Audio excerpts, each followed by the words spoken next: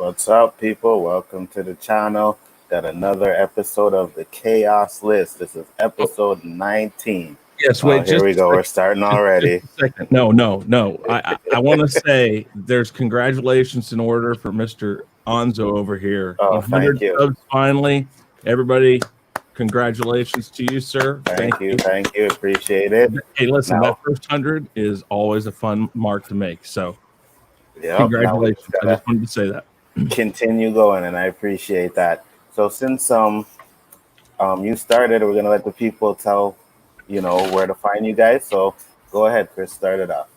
Well, I'm Chris Knight. You can find me here on Chaos Central if you're watching over on that channel on Sundays, Mondays, and Tuesdays. Actually, it starts out on Mondays with Danny Graham on Chaotic Chat doing the Chaotic Conversation. On Tuesday, we're here on Onzo's channel and also over on Chaos Central, and we do the Chaos List. And then on Sundays, we wrap it up at 3 p.m. Eastern Standard Time on the Rule of Three over on my channel and again here on Chaos Central. Also, again, Real Review 3000 is my channel. Trying to get up to 3,000 subs. Please go over there. If you're not yet subscribed, please do subscribe. And thank you again. I appreciate you doing this, Onzo. You're doing a great job. I try my best, man. That's all I can really do. I appreciate it, though. JJ, Mr. Sith Lord, tell the people where to find you. What's going on, everybody? Oh, hang on. Oh. Okay, I didn't think my mic was on. Let's try it again. No, your mic's on. Yeah, what's going on, everybody? It's your boy JJ. You can find me a little bit everywhere. Sometimes you find me here. Sometimes Mary Mayhems, Han Stars, Chris Knights. I'm a stream whore. So, but you can also find me on my own channel. I do my own weekly live stream called Randomness at its Finest. Random panel, random topics. Who knows? It normally starts anywhere between 10 and 10:30 Eastern Standard Time. And you can find me right here on Twitter at SithLord3827. You know, sometimes I tweet, sometimes I retweet, sometimes I don't. It's a lottery. Come check it out. Thanks for having me again. I appreciate it, guys. No problem. Thanks for coming on. And now my two partners in crime, Mr. Baldman Bad One. Tell the people where they can find you. You can find me on Twitter via this handle. You can check out my weekly podcast with host at Mike Shrews, at Operation Babel. We just pretty much just two dudes chatting about pop culture, anything that comes to mind. If you want to find me on YouTube, I have either Baldman Bad or BMB Studios. It's got kind of more of my older stuff, like some editing work I've done, and then the Baldman channel is more gaming. I might go into some rants. Like I was thinking about pulling some of my funnier rants out of the podcast and maybe doing some slick edits with it. I have a Men in Black International one that I kind of want to repost and because I hate that film. So there you go. But it's nice to be on. Congratulations, Onzo. I missed you on Sunday, so I just need to get my my Onzo fill. So that's why I popped on today. Glad you came on. Much appreciated. Why does that scare me? Oh, as it should. Yeah, it should. Mr. Danny Graham, I noticed you changed Comic Chat to Danny now, eh? Yeah, decided to change. Everybody come did it. So. And he's already shaking his head at us too, man. Already shaking his head. Really. I missed the first question that he sent out, but I'm curious to see what it's going to be. But of course, I am Danny, my aka Comic Chat. You can reach me several nights throughout the week. Monday night at 9 p.m. Eastern Standard Time. We had a great show last night where we ranked our favorite 5 Michael Jackson and Prince songs. I think next week we're doing 1999 movies, so that should be interesting. Of course, you can catch me here on Tuesday nights. Saturday afternoons around 4, you can catch me and Onzo and Roberto doing Square One with Totally Sports. This week should be very interesting. I see some things popping up we're going to discuss. Also, Sunday, you can catch me twice, 3 p.m. Eastern Standard Time, along with Chris and Onzo on the Rule of Three. And then 2 hours later at 5 p.m. Eastern Standard Time, you can catch me, John, Onzo, and Terrence, where we mainly discuss Stargirl, which I was told was a very exciting episode. I won't be able to watch it until later on tonight.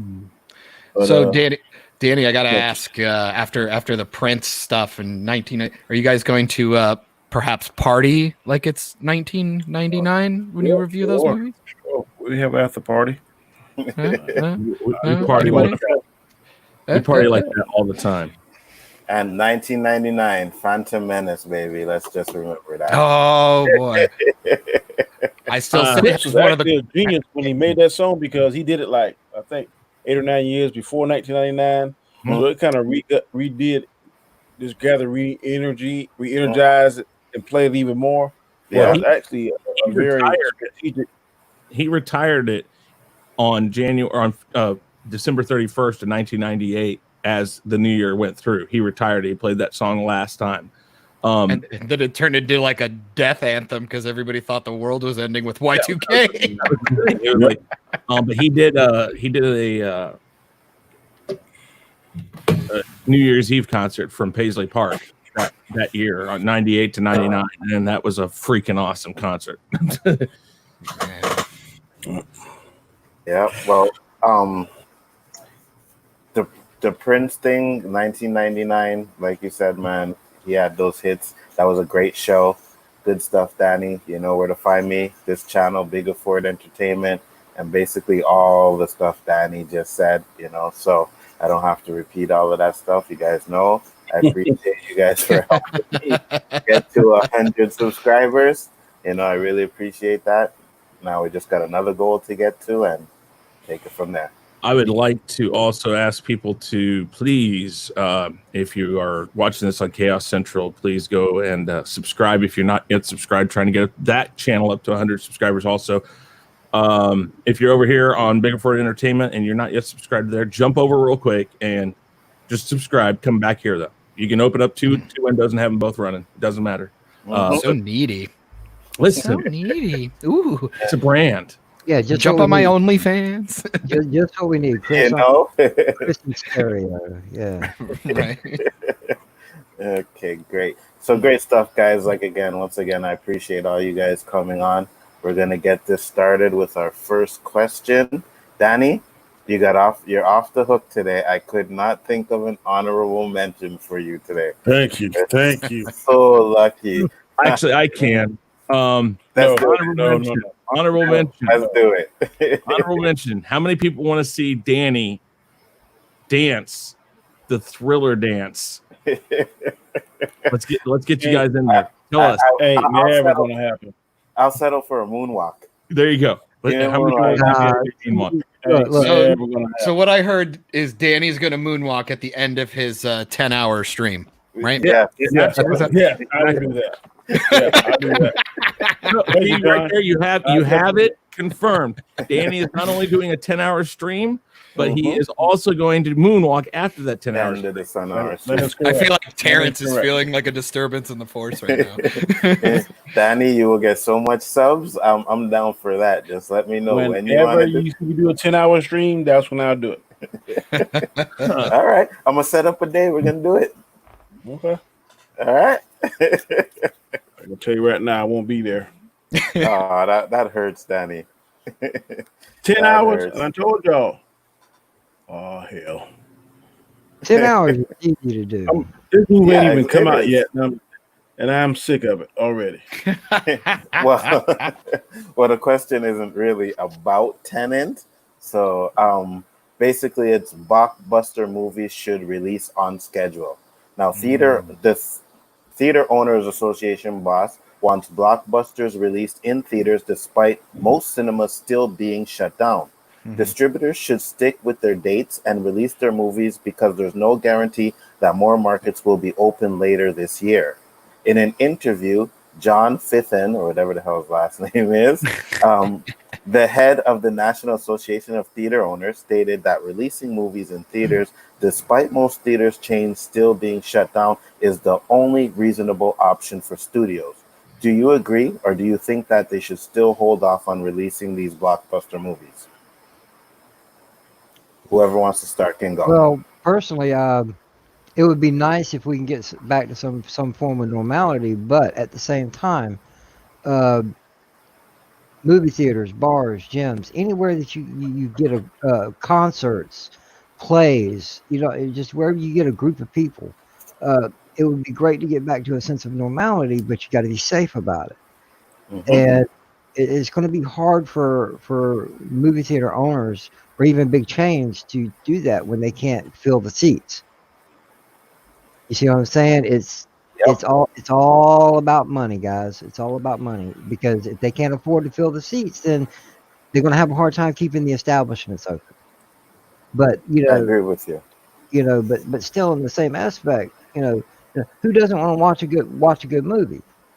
You know, don't get me wrong. I love sitting in my chair and watching all the movies I can get my hands on. But it's the theater experience that people have grown to love, and if they can't go experience it, I believe if things don't change very, very soon, that the theater experience as we know it, if at all, is not going to exist anymore. It's going to fade away. I don't buy that, but I will say But, this: that but Chris, I'm not saying overnight. I'm saying eventually. even Well, then, it seems like digital is the way to go right now, right? The well, yeah, only but issue, that's the only option you got. Yeah. yeah, I know. I mean, You so go It's like digital, saying nobody's VOD. going to buy vinyl records 10 years from now. exactly. It's like, okay, so what you're saying is there's no option or digital option. Well, of course you're going to go for digital. That's the only option you got right now. I know. As soon as those theaters open, I don't care how small an opening it is. I don't care how many people they limit it to. There will be people. I live in a state that has, the party lake thing going on. The first weekend they opened that up, they were max capacity, according to the people who were open, 50%, which was what the state was saying was allowable. And nobody gave a shit. They were piling their boats up, tying them together, partying like nothing was going on. These theaters open, they're going to go. Yeah, but people are scared. A lot of people are gonna go though. I went to the theater already, and I went to go see. I mean, it was Empire Strikes Back, but there was still like only 10 people in the theater. You know what I mean? But the theater itself was completely empty. People are still scared to go. So a movie like Tenet, that's supposed to be a blockbuster movie, and it's supposed to make like $1 billion, or it could break $1 billion. They can't bring that out until movie theaters go back to normal, so it'll never make back the money. This is and I feel like there's a lot of facets to this. So let's work with the idea. First off, one of my biggest issues with like dates and release dates and things like that is I think it's a huge problem to announce a film that hasn't even had a script yet or things like that. And it's happening constantly. This is something I was talking to Hannah about the other day, this weird entitlement that we have and I hate to throw that word around because I know it fucking triggers people, but this weird idea that we have to have the film come out when they said, or like, even giving us a release date. I mean, some of the greatest movies we've been talking about were in development for years, and we didn't even know they existed. Spider-Verse had years and years and years of development before even getting an announcement. Greatest Showman took like 7 years just to get started, and that was like a big old pop culture phenomenon for a minute. And just stuff like that, I think Lord of the Rings kind of changed stuff up a little bit because they had a plan and they filmed all 3 consecutively at the same time and released them year by year. And like the prequels pseudo did something like that. So I think people got used to these movies coming out like, within a couple of years of each other. And especially with Marvel, you keep thinking people are like, well, it's a Marvel movie, so they're going to put it out every year, but it's not like, it's like these movies were working all at the same time. So I think we just got really used to stuff coming out consistently. And that's why we were seeing maybe some quality dips or maybe that talk of formulas constantly that people don't really like. And nowadays, especially when everybody wants to have a podcast or a review show or something like that, one of the main grievances a lot of creators have is that it's too hard to review everything. And right now you're seeing this weird resurgence of people going back and watching old stuff and comparing it to the new stuff and really enjoying really old content. And I think that should be worrisome for theaters, but I don't think that idea will ever go away. Like we'll see a lot of companies go bankrupt, but once they can't hold it and we go back to normal, it's just going to be a new company. Instead of seeing an AMC, we're going to see Bob's super theater instead. AMC is going to get bought, and it's going to probably stay AMC. It's already been bought once before, and if it goes through bankruptcy or whatever, it'll get bought again, whatever.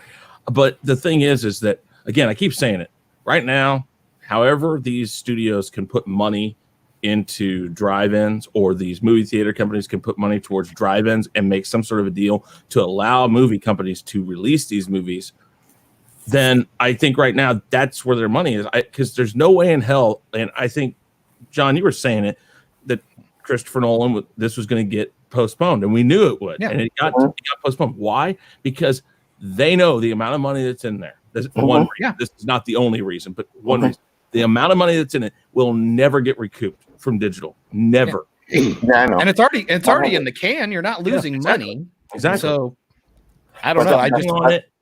That's exactly what I'm saying. That's why they're waiting to release it. Yeah, because this is a film that they predict will make $1 billion, right? It's Christopher Nolan, dude. He puts butts in seats. Yeah, it's into Inception. You know what I mean? Supposedly. So it's definitely supposed to be one of those movies that make $1 billion. You can't put that out now because there's no way it's going to make $1 billion if you put it out now. And then why even bother? Because if we watch it, everybody's going to do the same thing. They're going to watch it. And then when the theaters open up, people are going to clamor to see it in the theaters regardless. And at that point, you're kind of like doing yourself a disservice. Like, boo-hoo, I have to wait one more year. Like, so what? Like, I didn't even know this movie existed a year ago. You know what I mean? Stuff like that. Mike's got a point here. Mike does have a point. They're spending big bucks. Like, Netflix is spending big bucks on movies. And he's right that some of these movies that are made by studios are contractually obligated to go to theaters. But at the same time, Netflix has even found that splitting it by being on Netflix and being in theaters at the same time, like they did with Shaft and other things, actually helps the profitability of it. So yeah, but I mean, are we going to compare a Christopher Nolan film to a Netflix and original film? No, I mean that's just silly. No, we're not. But what he does say there has some legitimacy. Netflix is doing it, but that's because Netflix isn't losing money on something that they put themselves into. Because if they lose money on it, they'll write it off. And somehow they're going to get bailed out of it. There's going to be enough people. And like Disney Plus, every time something big comes out there that people want, they're gonna get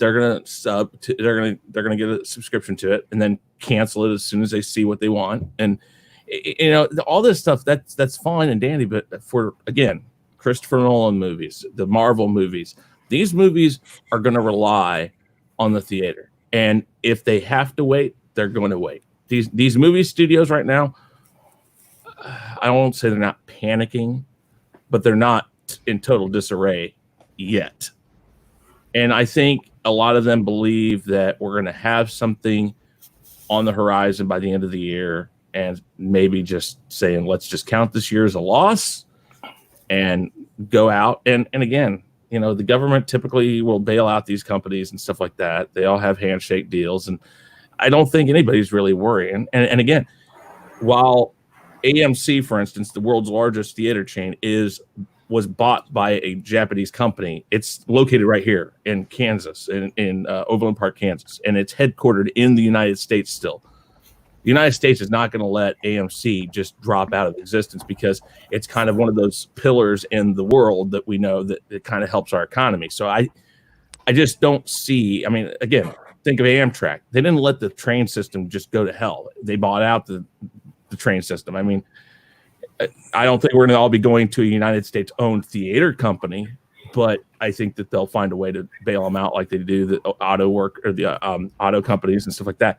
It's just a part of life. And right now, government, for better or for worse, is looking for a way to keep things at a place where not everything goes silent, not everything goes and freaks out the world. They want things to at least appear like they can be going back to normal at some point. Mm-hmm. I agree. So I mean, there's going to be some changes after this all comes back around and after things start going back to normal. There, like John said, it may not be AMC. It may be, Joe Blow company, whatever, but it's still going to be there. Mm-hmm. So. Mr. Danny Graham, you've been very quiet. What's up?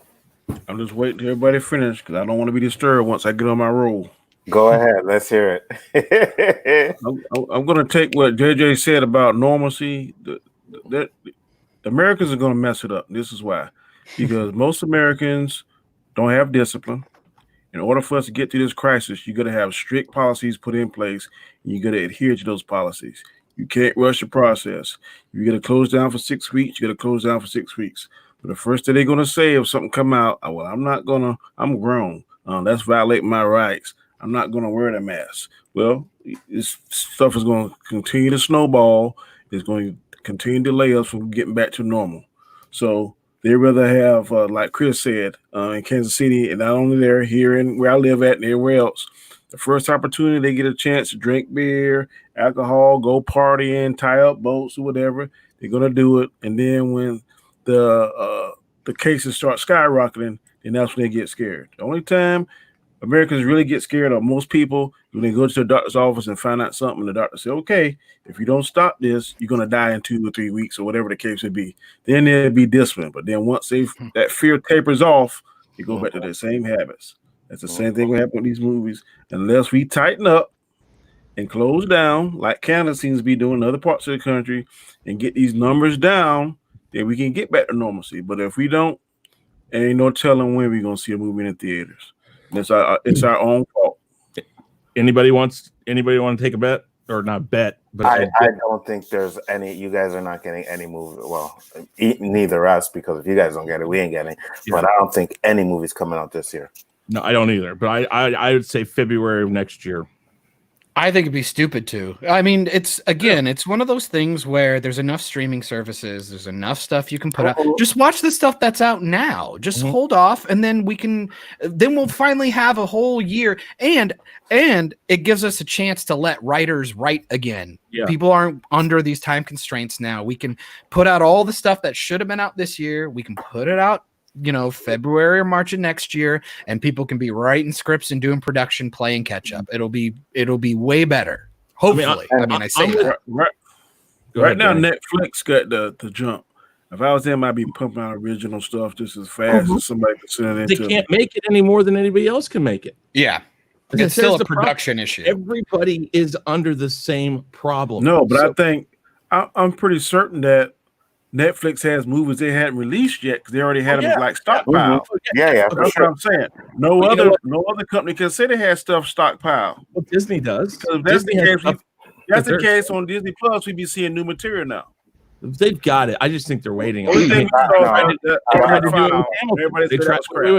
tried to do it with Hamilton. That kind of backfired. Anybody should have been able to see that was going to backfire right now. But here's the thing. John's absolutely right. This gives them a chance to go back, and anything that was in pre-production where they have a script, they can actually be sitting down and say, okay, let's work this out. Let's call these actors up. Let's get on a Skype call or a Zoom call. Let's read this and hear how it sounds, and let's see if we need to work some stuff out.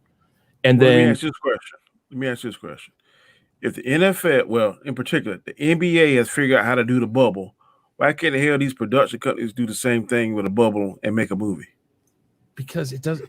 Because there's way more mechanics. Yeah, you just can't do that. Totally I'm talking about in a studio. In a studio, why can't they do a large portion of it? You got hair and makeup. You got people touching each other constantly. You're under hot light. You're under hot lights that are pretty much turning sets into petri dishes. Yeah, if you want to shoot, and eventually, not everything can be done in a studio. You got to go on location. And then you're talking about the other expenses of playing the healthy game, sanitizers and stuff. I mean, look at Disney. Disney World's been trying to do that shit, and they're running out of hand sanitizer every 2 minutes. I mean, just the idea of putting on quote unquote a production requires a lot more hands than anything. When you do something like pro wrestling or basketball or football, you just need the team. Like if you keep the stands empty, just put everybody on the field and do whatever. And especially with basketball, there's only 10 people on the field versus like you try to do a soccer match or football, you got like 30 people on the field at a time. I'll give you a lot more moving.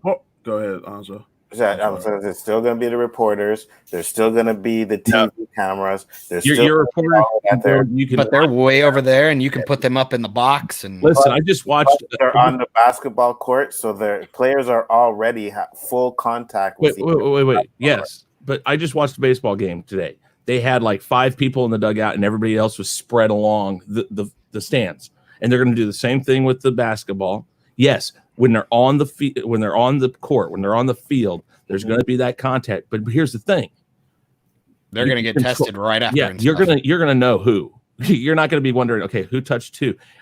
On a movie production, there are hundreds of people you will never see running around there. But then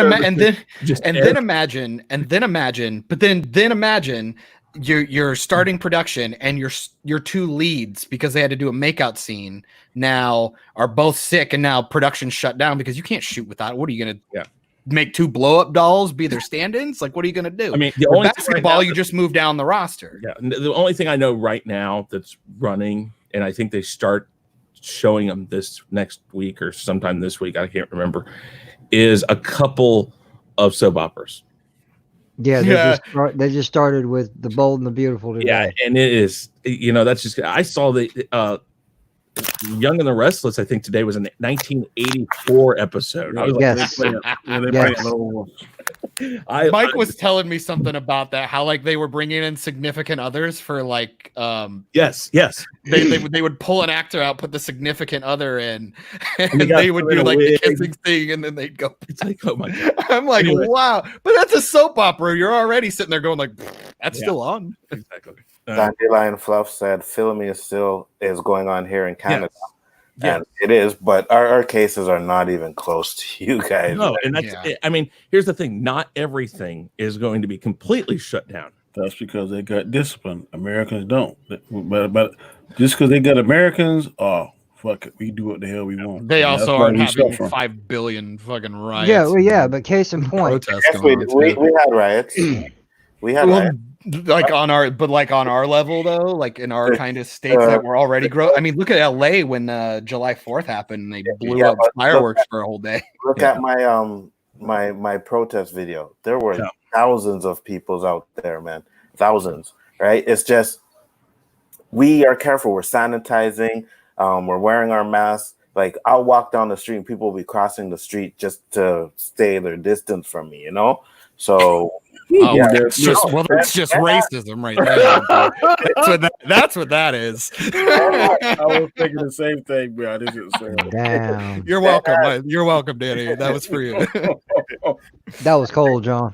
Well, to be fair, I've always practiced that with everybody my entire life, so that works out perfect. Well, yeah, I felt that way because they say stay at least 6 foot away from one another. I'm thinking that ain't enough. You're like, that's easy.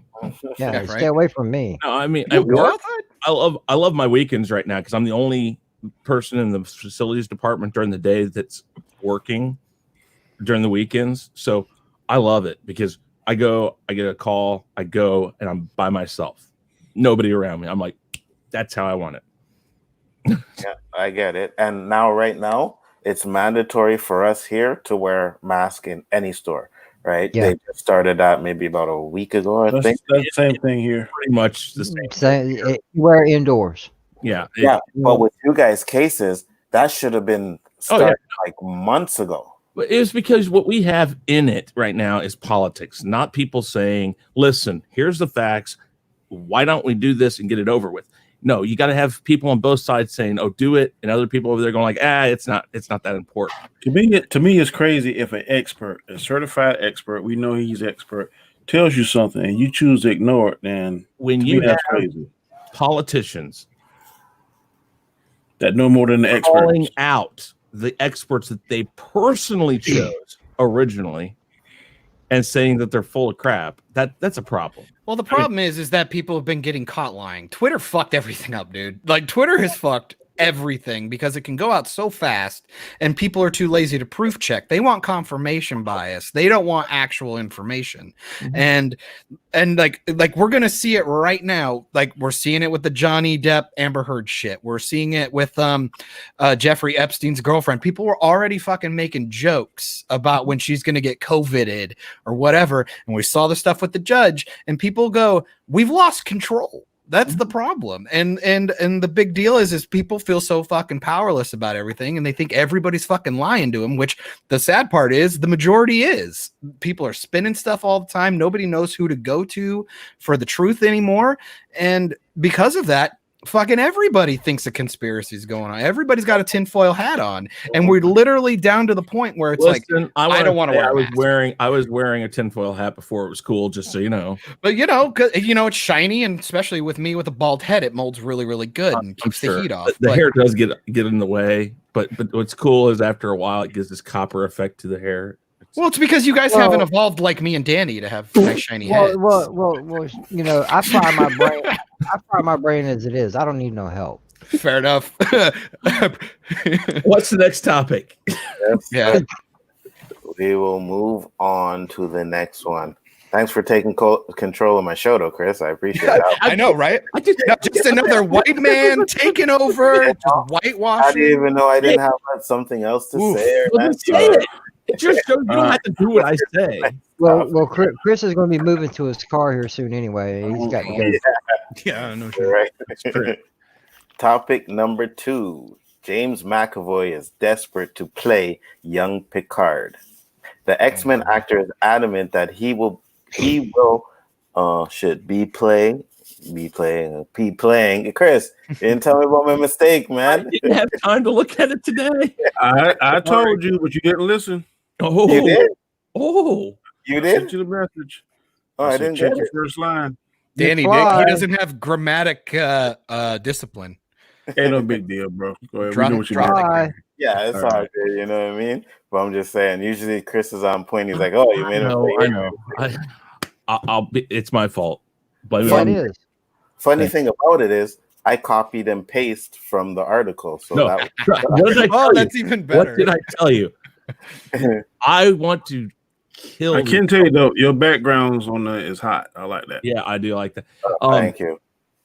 So you are into companies these bald days, white men. I These knew. articles and stuff. Nobody. I mean, I want to know how these proofreaders get paid. I want to know how in the world do they get paid? How do They I? don't get paid. They don't get paid. They don't exist anymore. These people write their own shit at home and just. You don't submit ever it. proofread your own stuff. You will miss every damn error, guaranteed. Yeah, looks like they don't at all. You know, because I'm like copy paste, and No, you're good. You're good. Though. We understand it. Yeah. Who are you, Colin Trevorrow?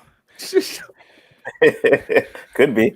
All right. So the X-Men actor is adamant that he will be playing a younger version of Jean-Luc Picard eventually, no matter what it takes. Thanks to his role in the X-Men movies, James McAvoy has some experience playing a young Patrick Stewart, and the actor clearly enjoyed it, as he has now stated his plans to play a young Jean-Luc Picard in Star Trek. Would you be down to see John McAvoy play a young Picard? I'm gonna go with James. I want to go Yeah, first. so will I. But- Yeah.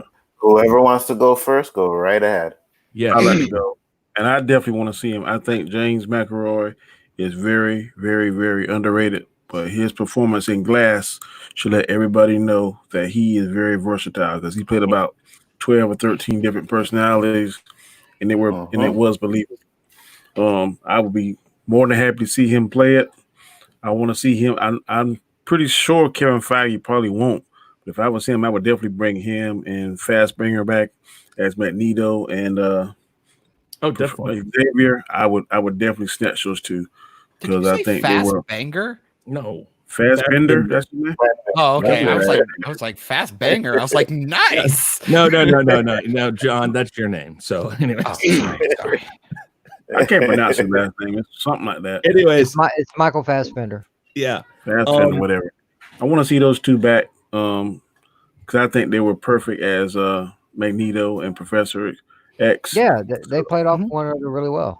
So I definitely think it, and maybe he can salvage Picard. I never watched it, but from what I'm hearing, it was totally crap. which hurts my feelings because I'm a big Star Trek fan. So if he can breathe new life into that particular character, I am all for that. You know what? I didn't think Picard was that crap, though. It wasn't great, but it wasn't crap. At least not to me. Well, it's a lot of mixed reviews because just now John gave it a thumbs down, and you said it's pretty decent. So I mean, I guess it's a crapshoot. I'm gonna watch it. Like, I'm gonna pick up Discovery too because I just gotta see the train wreck, I guess. But you see, that's the thing. I like Discovery as well. I really like Discovery actually.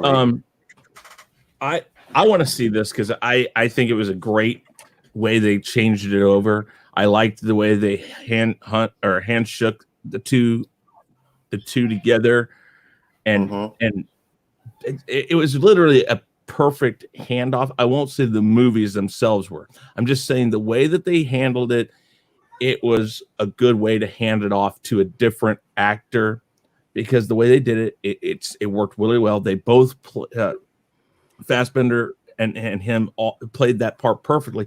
I think he can pull off Picard. The problem is how are we going to do? Are we going to show it when he was on the Stargazer? Are we going to do a movie? Are we going to do a series? What are we going to do?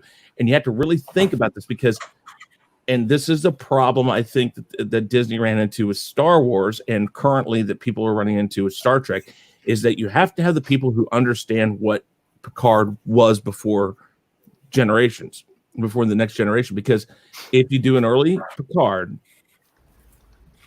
that history has pretty much been talked about quite a bit.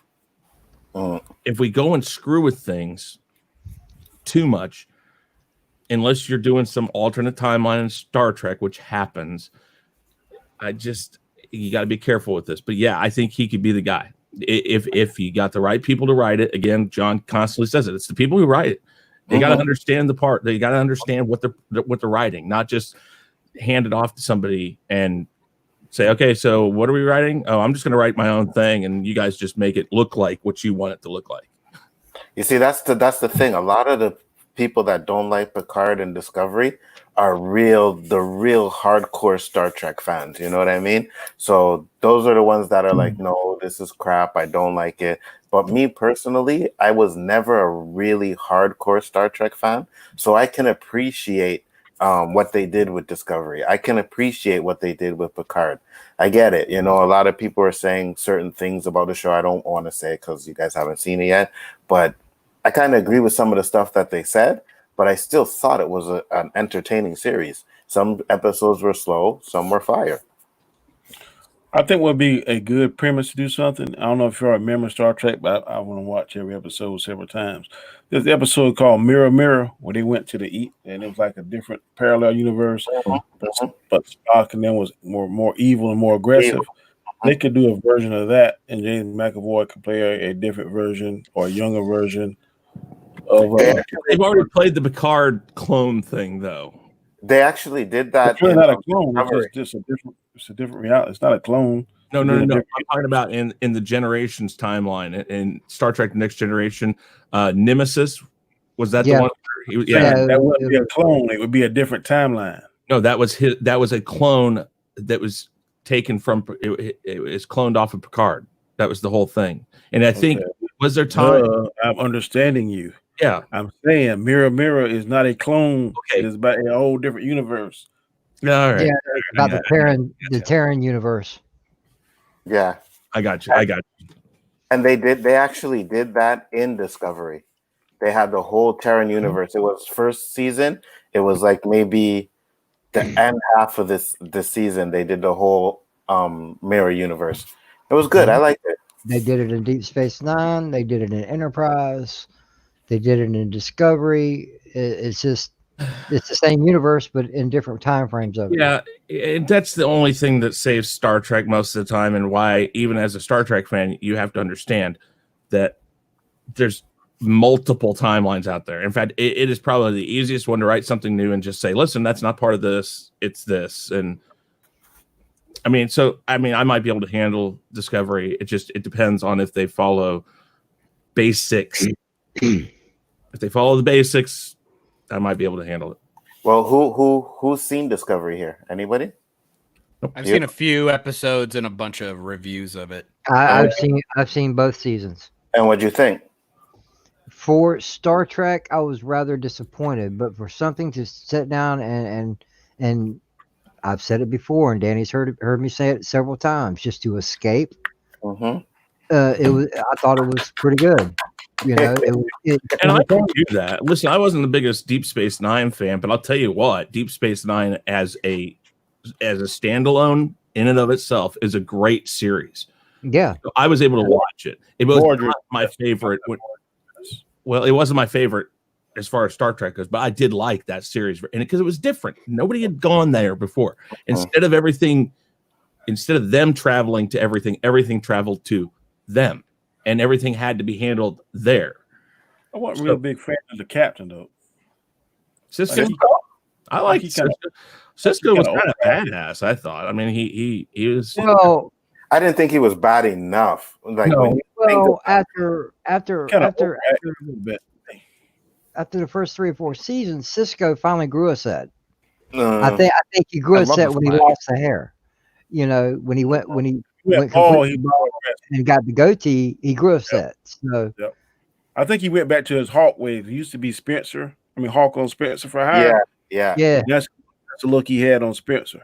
Yep. And that's the look he should have had from the start on Star Trek. You know, a little bit more of the attitude as well, too. You know, I understand why he had hair, because eventually they got to show the progression of the character and how he evolves, and sometimes hairstyles change, or because you hair at all disappears. Worf, you know? Or you transition to something else. You never know. Worf had the butch haircut in the beginning, but he had the nice long ponytail towards the end. So hot, something to pull. Yeah, I agree. All right, so we're all in agreement. Hey! What about this guy? Yeah, what about this guy? My bad. He waited, so that's good. I mean, reward him. I'm so used to. Not used to it, right? Yeah, no, not at all. I can play.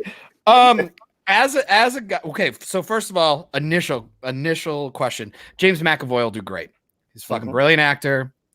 And I've talked to Michael about this multiple times. I go, 90% of the time, getting an actor who's actually passionate about something, it was like, I think you guys might have even brought it up about some actress who wanted to play the female Green Lantern.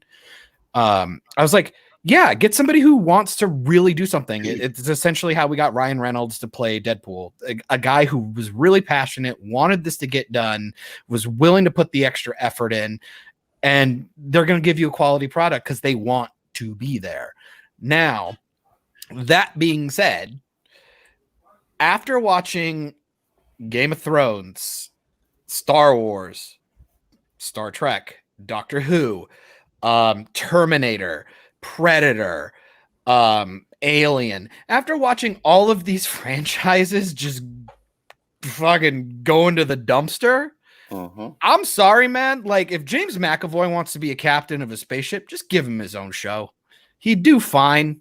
If you want to, I'm like, Lower Decks looks funny enough, but I'll just go watch Rick and Morty. It shouldn't fail because there's plenty of source material. The other one's not so much. But, it's just one of those things where I just don't. CBS has a lot of agenda-driven stuff, just like the BBC does. That's why a lot of these shows are still getting made, even though there's not a big the original the fan base that you thought they would make it for wants nothing to do with it. And I feel like beating a dead horse is kind of rough. You could just move McAvoy into something a little bit more suited for him that isn't already going to be lambasted right out of the gate. So my whole thing is would he do a great job? Absolutely. Do I think you should put Star Trek on another piece of branding right now? I don't think so. I think you're just throwing gas on the fire at this point. Maybe wait a year or two. So put up what Mike said, if you don't mind. Yeah, this one here, Mirror Universe. Yep. Yeah, I agree. I agree with what Mike said. Well, it's funny. I don't know if you guys ever saw the Red Letter Media thing, because they're huge Trek fucking nerds, like super Trekkies. They actually had a cool theory, like, because they didn't really like the direction the show was going, and like everybody was like a little bit more like hyper aggressive and like just really not upholding a lot of the ideals. Newest show, Discovery, and they weren't holding like a lot of the Federation's like, you know, their ideals and stuff that originally made what the Federation was, this like idea of like a calm human collective that is just now going to not intervene but to just go travel. And the Prime Directive. Yes.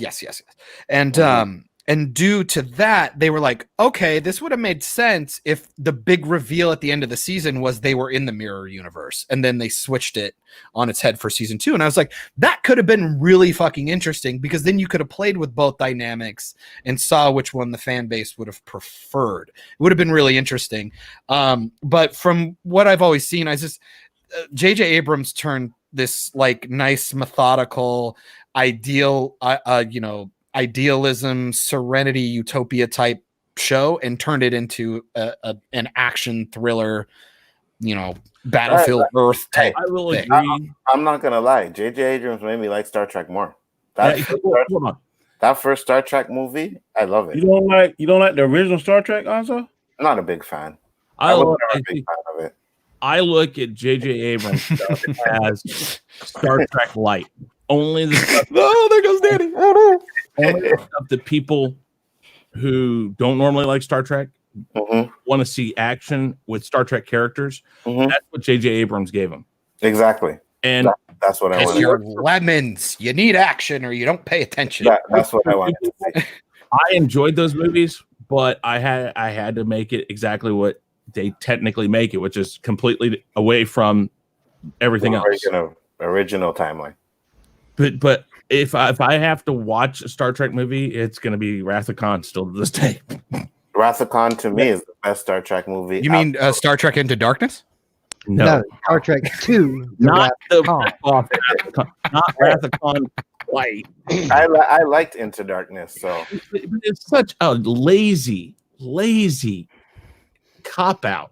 No, I liked it. I liked everything they did, and I liked the fact that one of those movies I watched. I was like, "Oh my god, why are they doing this?" And then when they made Kirk, when they did it with Kirk, I'm like, "Oh, come on, please!" Yep, I love that 100%. You can't go back into the same thing. It's a different. That's literally what they did. It's almost what the Force Awakens did. Yeah, instead of the Death Star, we had Star Killer Base. Now instead of Kirk, they did exactly the same thing. It's just the people who didn't watch the old shit didn't care. Switched it around.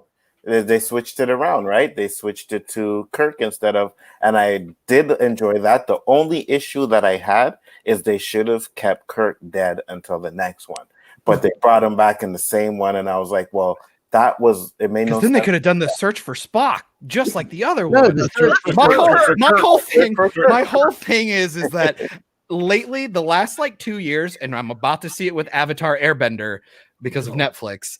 I think gatekeeping needs to make a comeback because I'm getting real sick of fucking watching these things go out to people who don't give a fuck about the lore. Like, it's really annoying the shit out of me. It really is. Agree with JJ and Danny.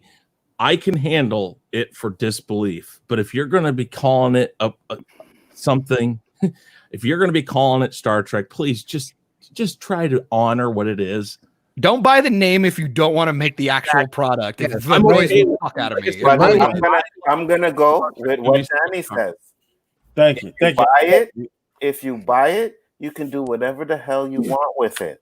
And that's exactly what they did. And I have no issue with what they did. They need to be. Well, no. In all actuality, Chris, that is a good standpoint to have on it. But thank you. Try to stick some of the lore. I'm sorry, we don't F-bomb in Star Trek. I know that kind of threw me too. That threw me. I'm not even gonna lie. Try to stand by some of the lore. Go your own way with it, but you don't see Kirk and Spock walking around, kiss my ass, suck my dick, do this, do that. You don't. I hope Elon Musk binds the moon and he just blows it up. But I'm gonna reiterate what I Go ahead, Danny. I agree with JJ saying, but I'm gonna reiterate what I always said. Fans are FOS, and that's full of you know what. Because one day you'll catch them on YouTube and they'll be like, "That's not my Spider-Man. That's not my Kirk. That's not my Spock." And the next day, when somebody do something different, or no, they'll be like, "Well, I want to see something different. I'm tired of seeing Uncle Ben die. I'm tired of seeing Batman." Then when somebody do something different, they start yelling and complaining. So you can't have it both ways. If you want to see something different, well, there's 7 billion people on the planet. You're gonna read both ways. The problem is which you have this whole thing is the idea like, oh, they bought it, whatever. They made something that has been beloved for triple decades, and they don't respect the people or the the people who made it or the fans that kept it alive for those 30 years. They would rather like fucking essentially whitewash it down to the most bland normal shit that we've ever seen. It's like they tried to make Star Wars the MCU, and it's like, no, Star Wars was special and MCU was its own thing. And then you see it with DC. DC tried to do their own thing too. What I don't understand, and that was the good thing. DC was right to try and make their universe dark. They tried to go different. My point is, if you're gonna, I don't think they went different. That's why Suicide Squad failed. They tried to be Guardians. But you're talking about Suicide Squad. That was after the backlash from Man of Steel and Batman versus Superman. Because nobody liked that Superman. Because they went darker, though. But that's my point. Exactly what Danny said. I love watching Chris just fucking. If they would have went with a regular Superman, then you would have had problems with it. They do something. You don't know that. You cannot say that. You can't say that. That makes no sense. That makes no sense. Yes, prime example. Prime example, guys. I hate beating a dead horse about this, but prime example. Okay. We're going to talk about The Last Jedi real quick. Okay. Everybody's saying, oh, that's not my Luke Skywalker. Well, guess what, guys? They went and they took the property. They did something different with it, and now everybody's complaining about it. Exactly. Okay. Yeah, I agree with that. But here's the thing. This is what I have to say. Now it doesn't make money. Here's the thing. It does. Before I switch over to my phone. Here's the deal. If they want to change it, call it a different name, call it different characters, and just do it your own damn way. But they don't have to. They spent $4 billion just to fuck with something, and they still made it. They still made $1 billion, right? Chris, you cannot tell me that if you pay $4 billion for something and Chris Knight had a different idea, if I had bought Star Wars, it would have stayed what they had. You are inferring what other people will do. If I bought it, you know what I would have done? I would have gone to Reddit. I would have gone on YouTube and found people who have been writing fan fictions and this stuff who've been doing it forever and has a cult following. Exactly. We have to have 10 damn thesauruses, a fucking damn interpreter. But you're not going to do that regardless. So why not make it for? And then I have to say this all the time. You are going to watch anything. You will watch anything. You've pretty much already said that you will watch and consume almost anything. Danny? No, he won't. When it comes to Star Wars and stuff, you guys are going to go and you're not going to think about and you're not going to think about all the stuff. So why not make it for the people who are going to think about the stuff? Because you're going to watch it either way. And you're not going to care. Don't ever sit there and go ahead, JJ. No, I'm just saying, don't ever sit there and say I'm never going to think about it, because I've been doing this since I was 4 years old. That's all I wasn't talking to you. I was talking to the two that I'm on a show every week with, who said we've had this conversation with. And I think about it all the time too.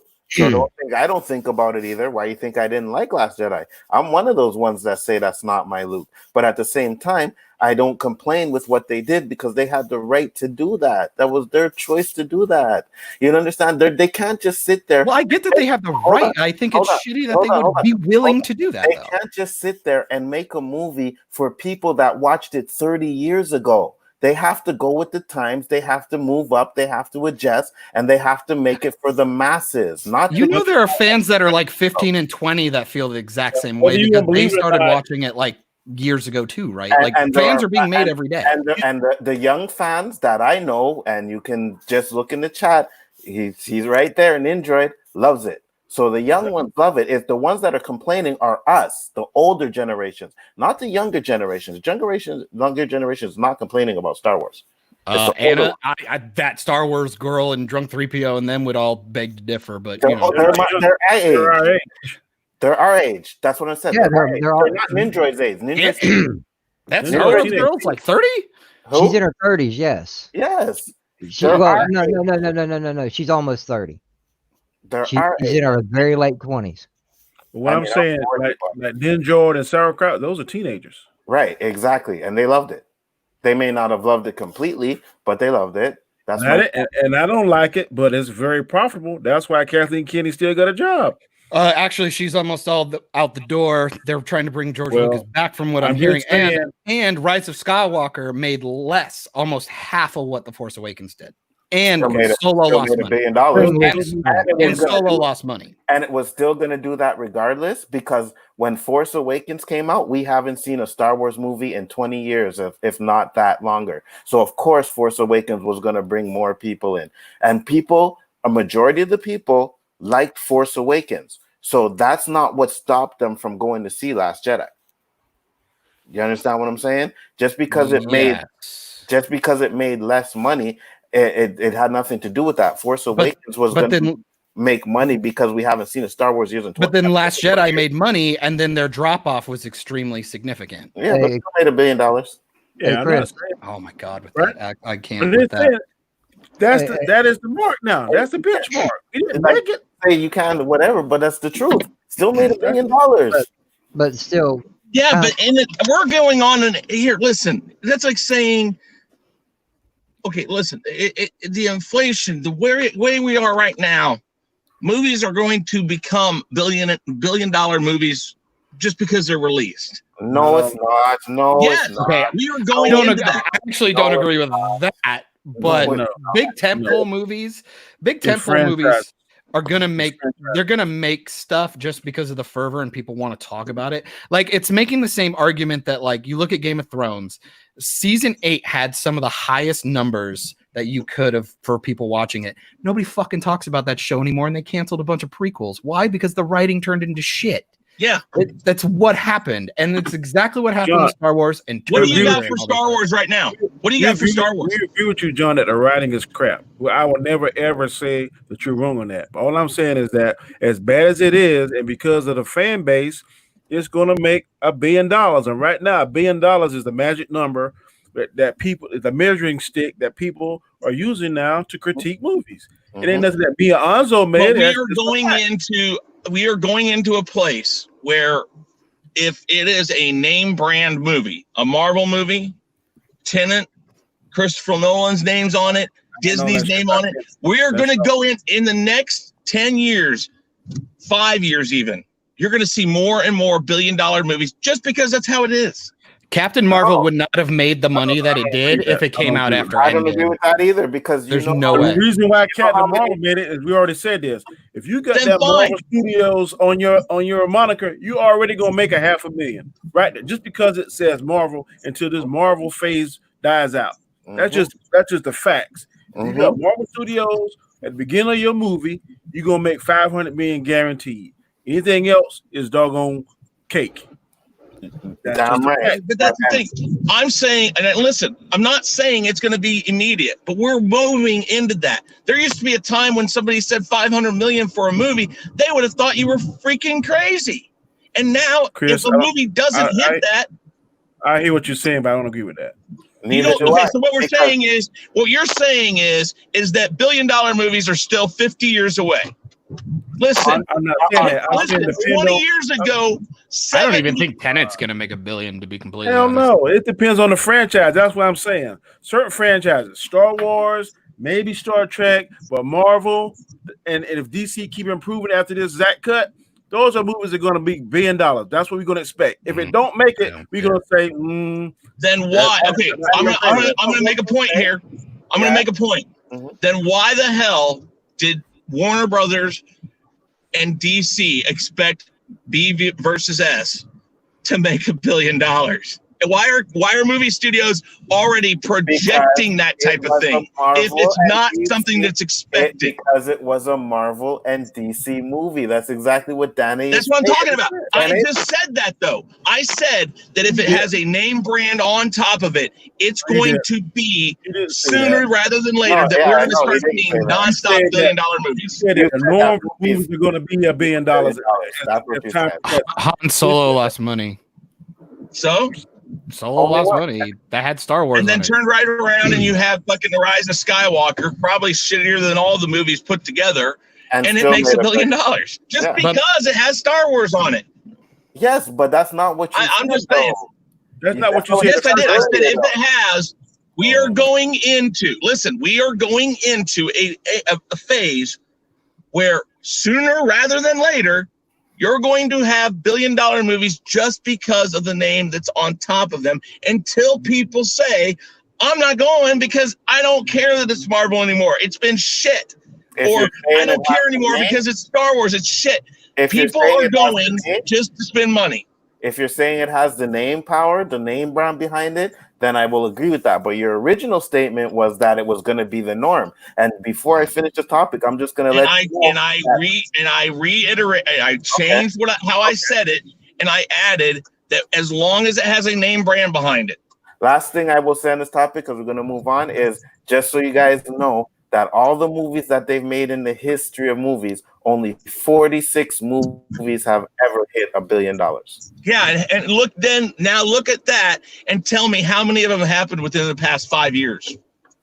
Right, because of the brand, though. Yeah, that's what I'm saying. Like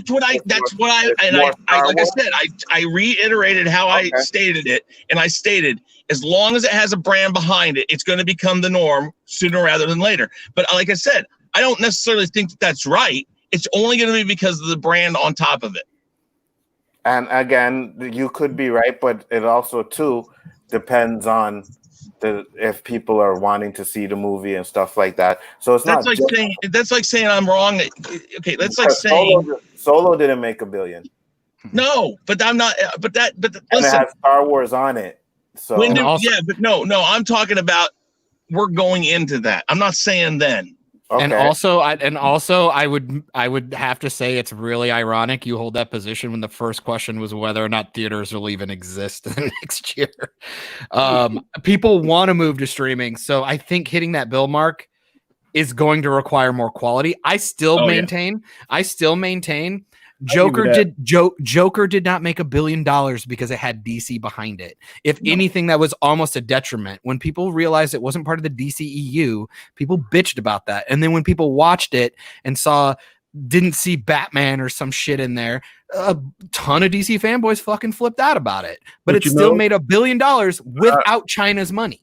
I agree with that, but some of that was name recognition, some of that was secondhand. Hey, you might want to go check this out. If the name of the movie was Bob or Danny, it would have made $1 billion. I don't think so.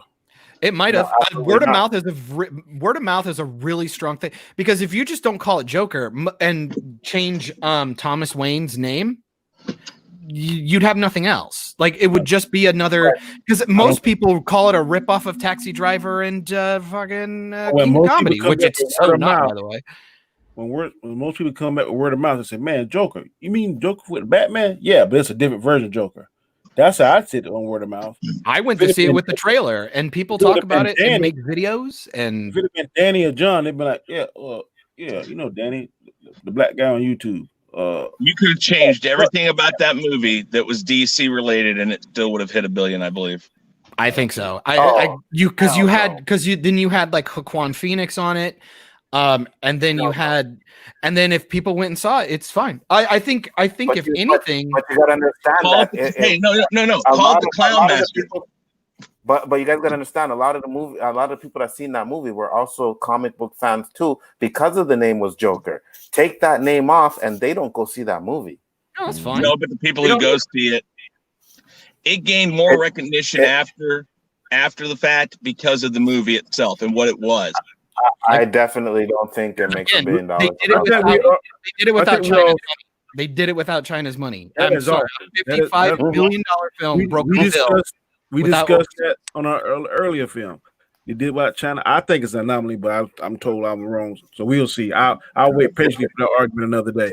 But I just think that without Joker, it's not going to make $1 billion. That's all I'm saying. People are not used to quality these days, and when you see something really, really well done, you see this like weird fervor of like everybody has this confirmation bias. They will go.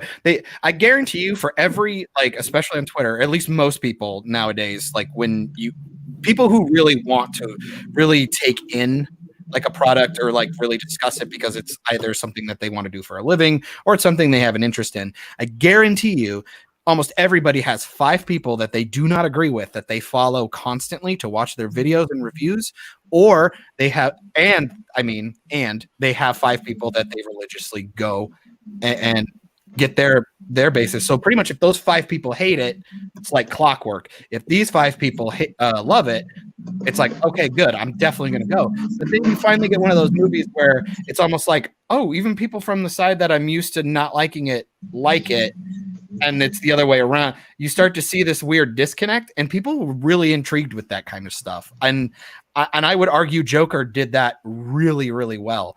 It was this weird thing where people who'd been making videos forever had this weird take, like for usually a political reason, which was really, really strange. But I don't know, man. I think word of mouth is really changing, and especially with how many people want to do podcasts and stuff on YouTube. I really think movies are getting rewatched and stuff now because of word of mouth. I think it's a big deal, huge deal. Gotcha. That's just where I'm at. Yeah. No problem. Good stuff. It's all good. I completely kind of understand what you're saying, but me personally, Dude, we're gonna have this argument until we're all in the ground. I'm pretty sure. So, topic number 3 is the Falcon and Winter Soldier. The Falcon and the Winter Soldier will reportedly have a pretty interesting connection to Avengers Endgame, according to a new leak.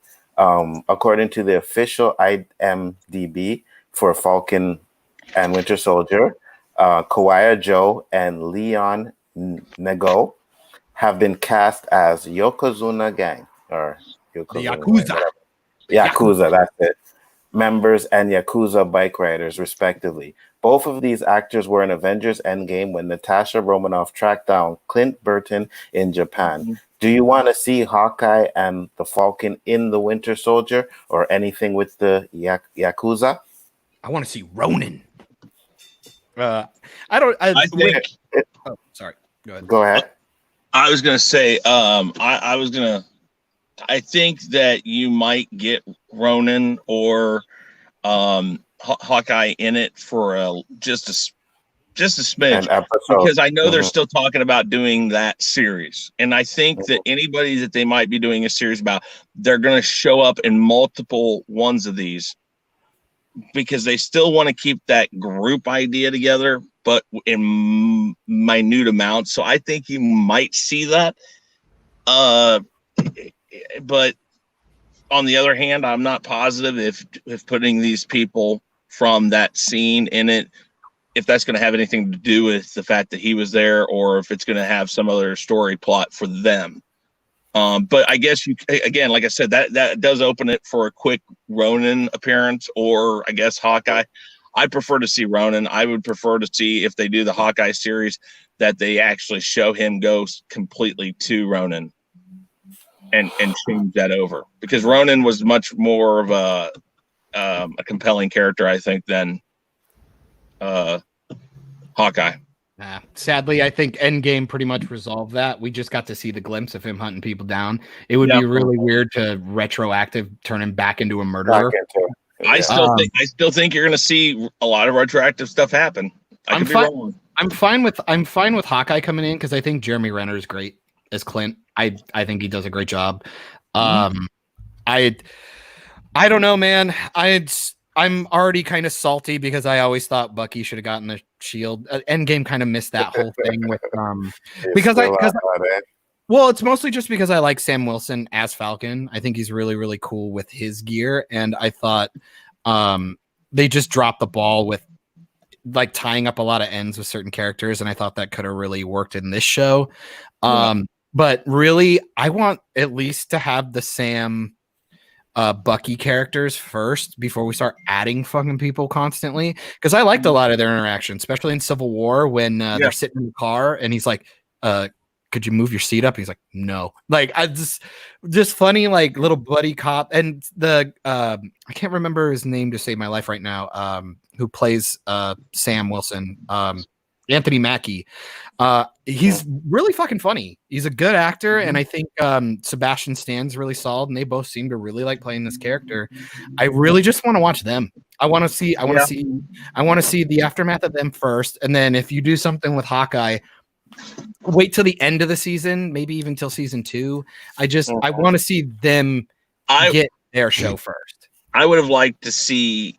I'm with you on the Bucky thing. I really think that they should have handed it to Bucky. But this series should have been Bucky as Captain America and moving it over to Falcon.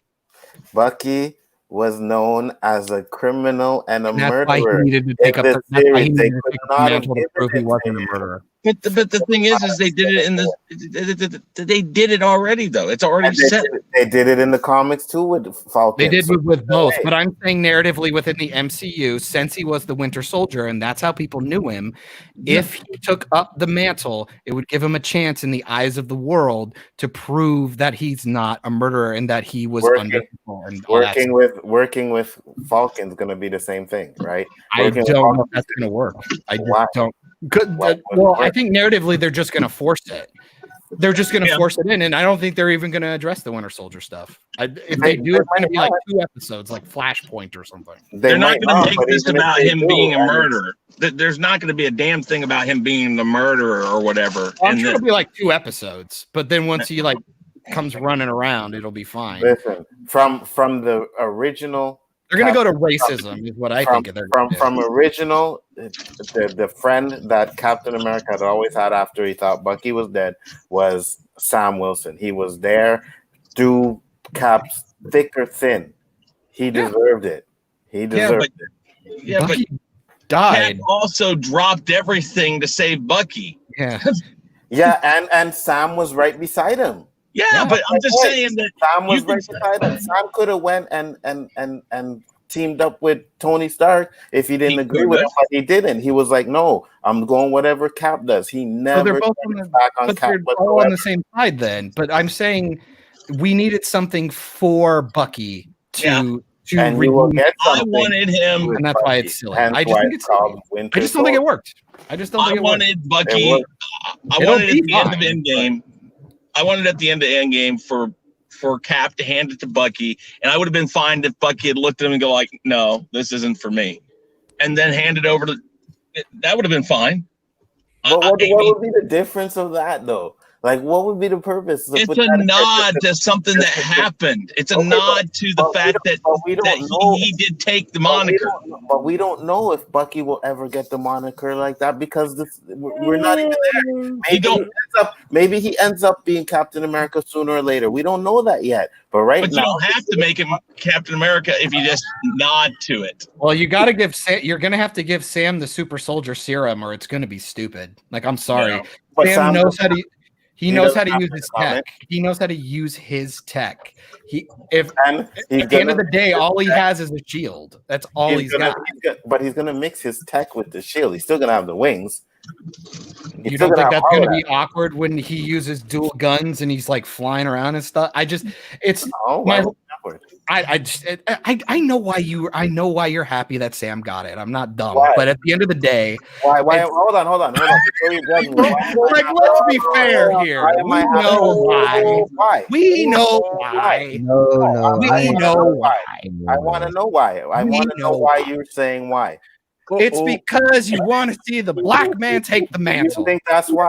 Or maybe because mostly because I'm making a joke and I don't. Maybe because he was a comic book when he was Captain America. I used to read that. Comic. They both held the mantle. That's where the joke is. I don't care.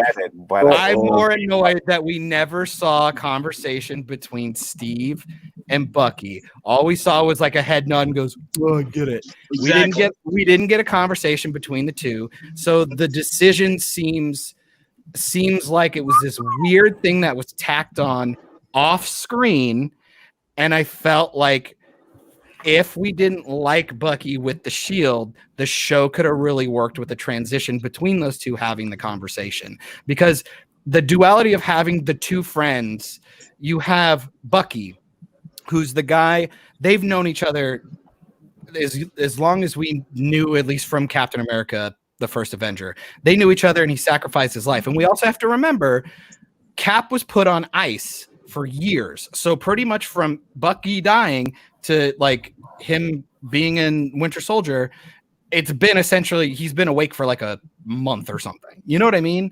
Not a ton of passage of time for him. So he still has an emotional attachment to Bucky.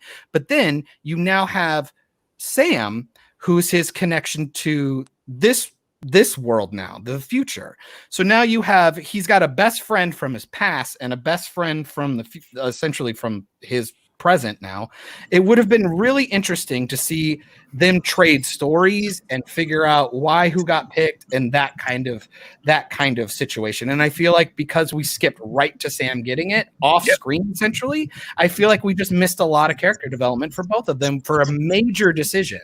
It seemed John. It just seemed strange. That's all. It just seemed really strange. And because I like Sam. I can't say it enough. What do you guys have to say on this? Yep.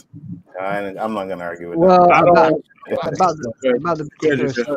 No, I'm going to keep it simple.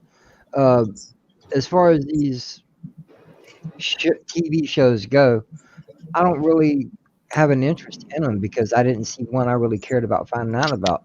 There's only a couple things I really have an interest in seeing, and that's Doctor Strange and the Black Widow movie. The rest of Phase 4, Phase 5, Phase 20, whatever, can go take a flying leap off the cliff as far as I'm concerned. Because come on, Bucky and the Winter Soldier, that there's no point behind that, me personally, because we saw that at the end of the Endgame. Okay, if they want to expand on that, great. If they want to tell a little story about it, great. It don't interest me. WandaVision, throw it out the window. I could care less about it. I've never been a big comic book person, but as far as movies go, I find them entertaining. I know a little bit about most characters. I'm not like, oh man, that kryptonite didn't do that, or Bucky don't get these powers until then. I don't know all the details. I just know it's just another form of entertainment for me to digest. But if I have no interest in it, I'm not going to watch it. That's the way it's always been. Because just case in point, I still catch shit because I haven't seen Jaws. You bad man. Yeah, people say, you claim to be a movie buff? You're a bad man. Jaws? You know, see, I see the pistons firing in John's forehead right now. Oh no, Michael hasn't finished Lord of the Rings, so don't worry. You're not the worst person I've met yet. Oh my God, Chris, when did you pick up Ethan Peck? Hold on. And Danny? Also, you brought up WandaVision. I will only give a shit about that show if Multiverse of Madness is any good. That will be the only way I give a shit about that. He's going shopping, so I have to hold the phone. Let me guess. You like science, right? Like which one?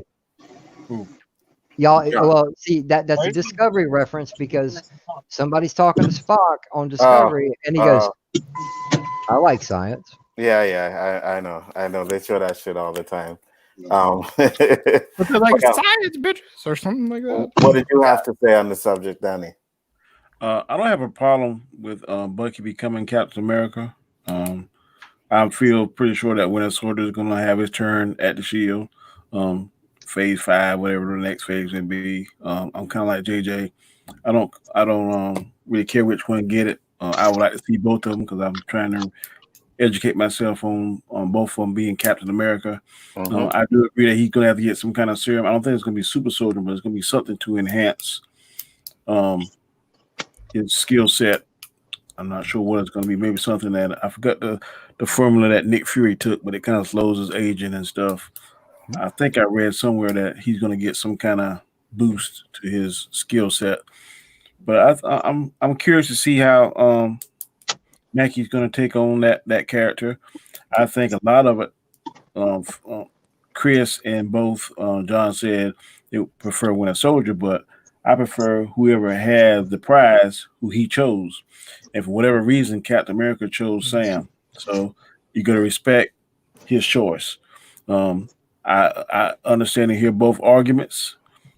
I can see both sides of it, but if the man who was the man decided to give his title and moniker and shield to whoever he chooses out of respect for his choice, I'm going to support that. So that's basically how that is. My argument is I just wanted to see it on screen. It just sucked that such a big thing happened off screen. Well, What do you want, man? It was a 3-hour.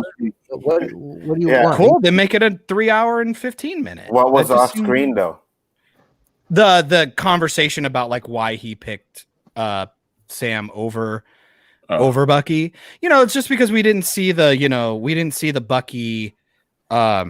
Well, him and Bucky had some kind of conversation before we get on that thing. But that's what I'm saying. He just did like a head nod, and we just have to infer that. And I'm like, oh man, we've been with these characters. We had the entire Winter Soldier. I mean, he's been in all of his movies, and we just didn't get a conclusion for it. Even though I have no interest in seeing the show, but there's nothing to say that there might some be back tail of that in the show.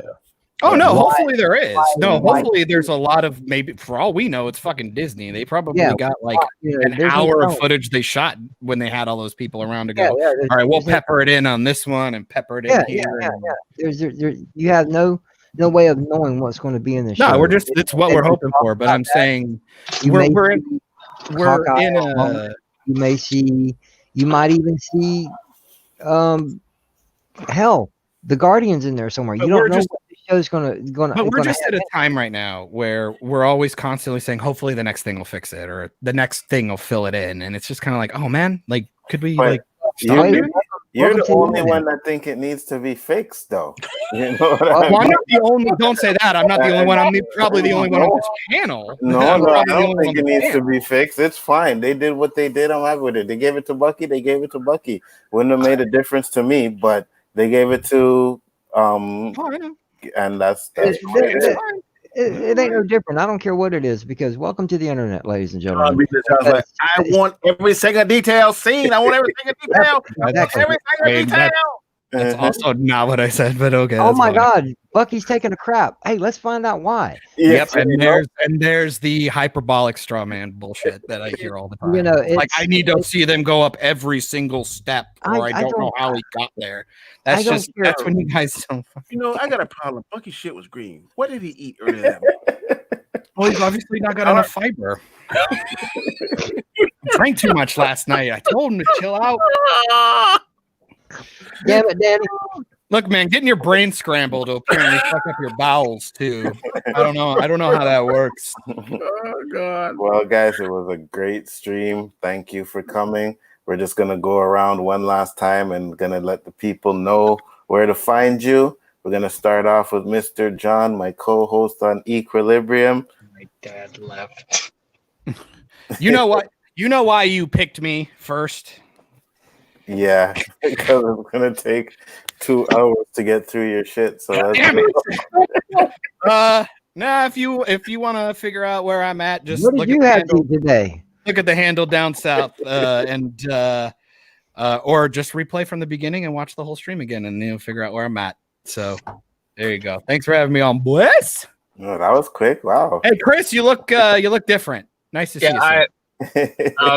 I'm just gonna say I'm Chris Jr. and my dad's YouTube channel is The Real Review 3000. Look at that. We already like you better. Good job. Look at you, eh? You take your father's job from him. Well, I hear him say it like half the time when he ends the streams. So You done. It's kind of hard not to memorize it. Mr. Danny Graham, tell the people where they can find you, sir.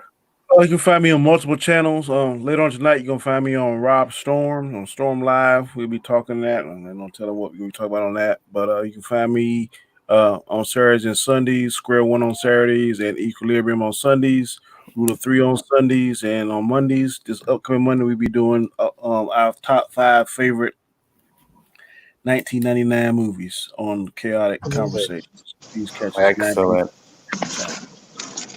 Can't wait for that. I have my movies already. Dandelion Puff, thank you for coming. On, what's up, brother? Enjoy, what's up? JJ, tell the people where they can find you. What's going on, everybody? It's your boy JJ. You can find me on many different channels. I'm kind of a stream whore at this point. These guys at Chaos Central are nice to have me back on. Shut up, Chris. I've taught you well. Oh, yeah. I'm learning. But he's back now, so let him do his thing. Yeah, you can find me also on my own channel. I do a weekly live stream called Randomness at its Finest. The panels random, topics random. between 10 and 10:30 Eastern Standard Time, PM. And you can also find me right here, which he hit it at the moment, at SithWard3827 on Twitter. Sometimes I tweet, sometimes I retweet, sometimes I don't. It's a lottery. Come find out. And once again, guys, thanks for having me back on here. I enjoyed it. No problem. Thanks for coming on. Like I said, panel is great. Chris, you want to tell the people your son did it for you, but you can go ahead and. I'm proud of him. He has a voice. I love that. I love that. Did a good job. And he probably did it quicker than I will. Yeah, I'm Chris Knight, Real Review 3000 here at Chaos Central. You'll find me on Danny's channel, this channel, which is Onzo's, Big Afford Entertainment. My channel, The Real Review 3000, over on Sith.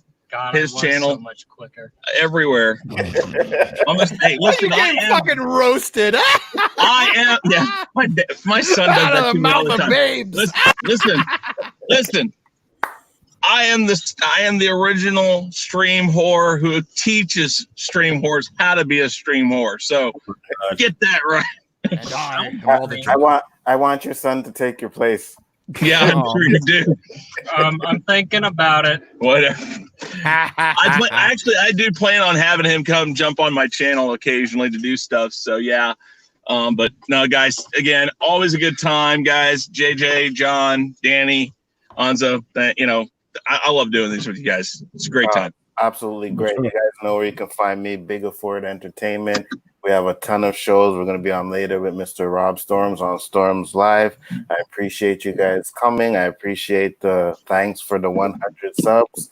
I appreciate everything. Trust me. Subscribe to these guys on the panel. Everybody is great. They all have great content, and I'm happy just to be a part of it. So with that being said, guys, peace. We are out. Yep.